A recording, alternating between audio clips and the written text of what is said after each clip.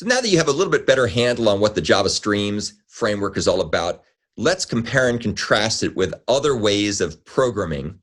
And we'll see that there's a couple of different alternatives we're going to look at. One also has the word stream in the title, which is often very confusing, Java I/O streams. And then something else that you are undoubtedly familiar with from other courses at Vanderbilt or elsewhere is the concept of Java collections.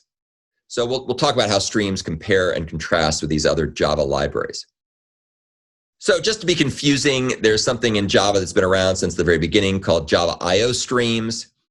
And basically what they're responsible for is reading or writing structured or unstructured data from files and then getting them into your program where you can manipulate the contents of the files and then perhaps writing the contents back out to the files. So reading and writing from persistent storage is what Java I/O streams are all about.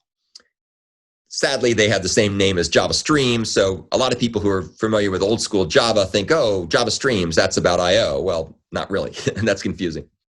However, these things are often used together. In fact, when we start looking at some of the cool case studies that we'll cover later, probably later this week, in fact, you'll see that you can often combine the Java I/O streams mechanisms in conjunction with Java Streams. And so especially after Java 8 or Java 8 and beyond, you can really mix and match these things very effectively. So you can take a file, you can open the file, and then you can treat the contents of the file as a stream. And there's all kinds of clever ways of being able to do those kinds of things. Java collections are also something that are very much related to streams. In fact, they're often used as a way to get the data source for a stream. And you can also convert streams back into collections. So Java collections are also different from Java streams, although they tend to work together very synergistically in practice. So what's a Java collection?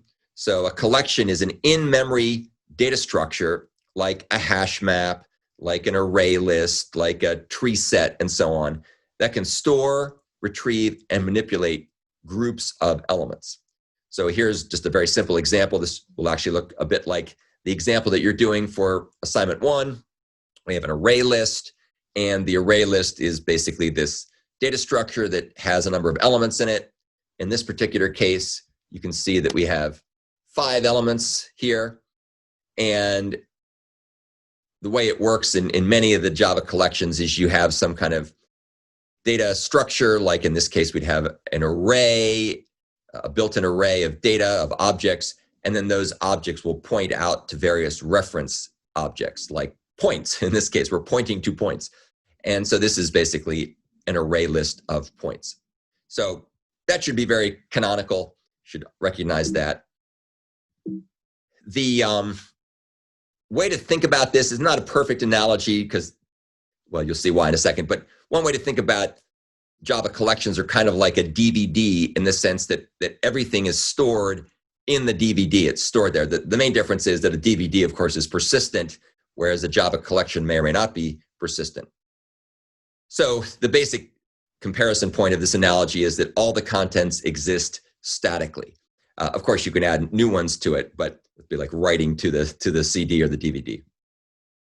In contrast, a stream is a fixed data structure that processes elements on demand. So it's not like the elements are there, it's that they're going to be produced from some source of data. And streams can manipulate the elements that flow through them, perhaps from a collection, perhaps from a file, perhaps from the network, without explicitly iterating over them. So it's this whole concept of internal iteration versus external or explicit iteration. So I kind of think, metaphorically or analogously, that a stream is more like a flow of bytes in a streaming video, in the sense that if you're streaming the video, it's coming to your device chunks at a time. It's not all sitting there, right? Like a DVD is there. You have your disc, you stick it in the player. Whereas with streaming through Netflix or, Amazon Prime or whatever you're streaming over, that's getting it from someplace and it's coming across a network in chunks. So basically content is dynamically received and processed. Again, these analogies are not perfect, but they'll at least give you a sort of a touch point to think about metaphorically how these different mechanisms compare and contrast. Now, what's interesting about collections and what's interesting about streams, and this is somewhat true of I/O streams versus streams as well, is that you can convert back and forth between them pretty easily. So for example, if you have an array list, then you can use factory methods that are defined on all collections, like stream and parallel stream, in order to be able to take the contents of that collection and convert it into a stream, which you can then process with all these different aggregate operations. Likewise, there's also various types of so-called reduction operations, terminal operations like collect and reduce and so on, that can be used to convert the stream back into a corresponding collection, the collection of choice. And we'll see that there's a whole slew of collectors, either ones that come pre-built or ones that you can define, that will turn streams into the appropriate collections that they correspond to. So you can typically go either way, either from a collection like an array list into a stream, or also then from a stream back into various types of collections. And we'll see that over and over again, and you get lots of practice with the assignments in this course doing exactly that. Let's take a look at a couple examples of manipulating Java collections. So here, this will also demonstrate external versus internal iteration.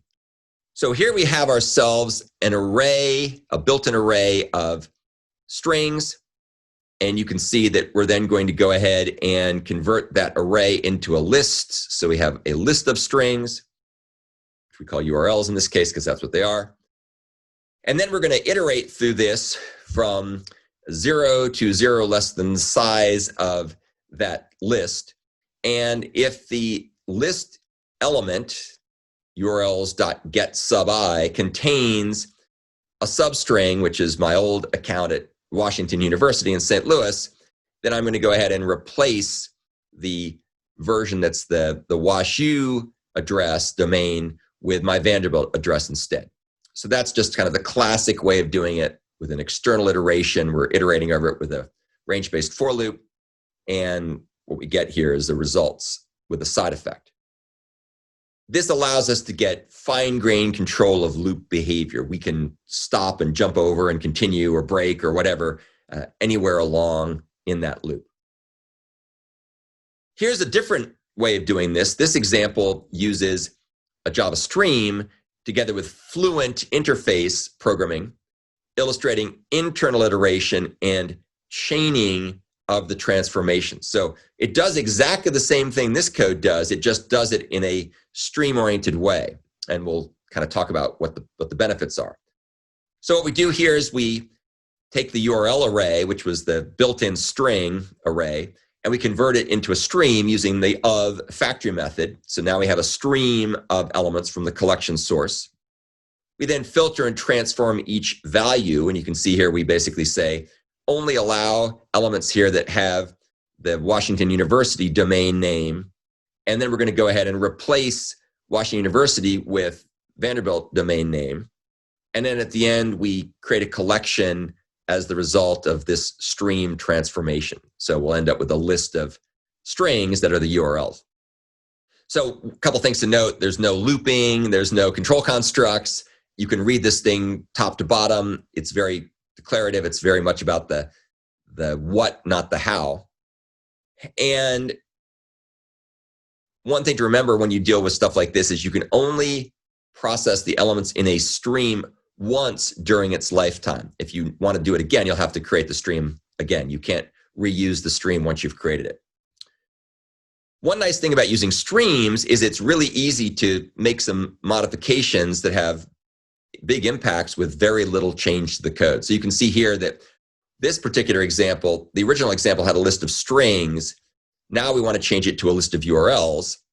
And all we have to do is just put another map intermediate operation here that's going to take the stream of strings that it gets as input and then convert that to a stream of URLs by using the URL : new constructor reference, which we talked about when we talked about method references earlier.